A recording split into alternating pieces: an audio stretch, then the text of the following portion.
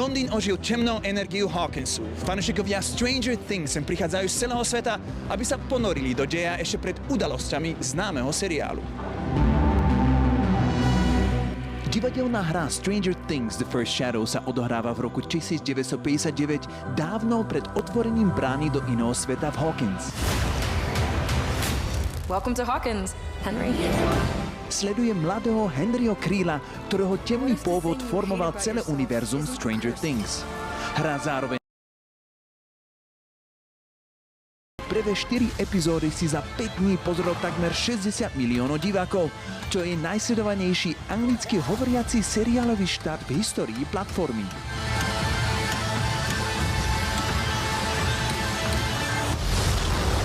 Prepojenie divadelnej hry s rekordnou 5. sériou vysvetľujú jej tvorcovia. Bol to náročný proces, najmä nájsť hranicu, koľko prezradiť v hre First Shadow. Chceli sme, aby hra a aj 5. séria spolu komunikovali. Hra musela fungovať pre všetkých, bolo to ako balansovať na lane, ale bez ochrannej siete.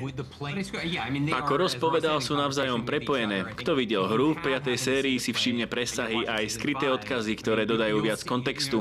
Hru však netreba vidieť vopred. A úprimne, pre tých, ktorí ju videli, bude 5. séria ešte pútavejšia. A funguje to aj opačne. Po 5. sérii bude lákavé pozrieť si aj samotnú hru. Predstavenie sa hrá tu priamo v srdci v Londýne v historickom divadle Phoenix Theatre.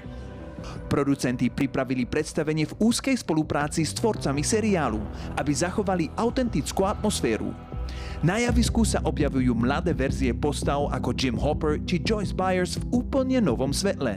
Predstavenie stojí na filmových efektoch, živej hudbe a špeciálnych svetelných trikoch, ktoré diváka vťahnú do deja a už získalo prestížnu Laurence Olivier Award za rok 2024.